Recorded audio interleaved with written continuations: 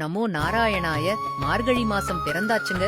இந்த மாசத்துல உங்க வீடு தேடி சாட்சாத் வைகுண்டமே வரணுமா? இந்த 3 விஷயத்த மட்டும் தினமும் காலையில செஞ்சுடுங்க. அப்புறம் பாருங்க அதிசயத்தை.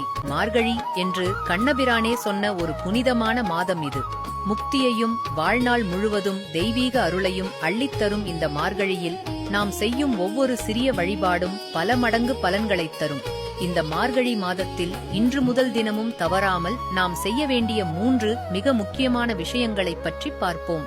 முதலாவதாக பிரம்ம முகூர்த்த வழிபாடு.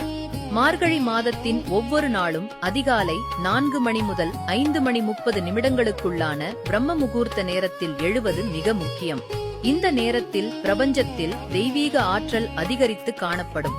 குளித்து முடித்து பூஜை அறையில் கிழக்கு நோக்கி விளக்கேற்றி உங்கள் இஷ்ட தெய்வத்தை மனமுருகி வழிபடுங்கள்.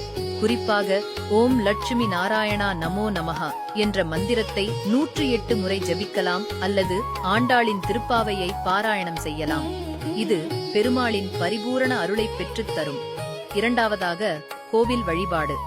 உங்கள் வீட்டிற்கு அருகிலுள்ள கோவிலுக்கு, குறிப்பாக பெருமாள், ஆண்டாள் மற்றும் மகாலட்சுமி தாயார் சன்னதிகள் உள்ள கோவிலுக்கு சென்று வழிபடுவது மிகவும் விசேஷம்.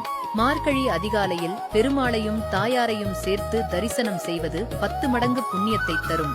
அவர்களுக்கு துளசி மாலை சாத்தி வழிபடுவதும் துளசி செடிக்கு தண்ணீர் ஊற்றுவதும் நம் பாவங்களை போக்கும். மூன்றாவதாக வாசல் கோலம்.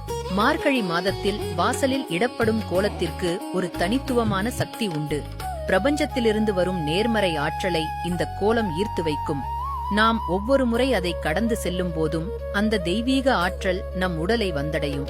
இது வீட்டுக்கு மங்களத்தையும் லட்சுமி கடாட்சத்தையும் கொண்டு வரும். ஆகவே நேயர்களே, இந்த மார்கழி மாதம் முழுவதும் தினமும் இந்த 3 விஷயங்களையும் தவறாமல் கடைப்பிடியுங்கள். குறையாத செல்வச் செழிப்பு, எடுக்கும் காரியங்களில் வெற்றி, மன நிம்மதி என அனைத்தும் உங்களை தேடி வரும். மகாலட்சுமியின் அருள் உங்கள் இல்லத்தில் என்றும் நிலைத்திருக்கும். ஓம் நமோ நாராயணா.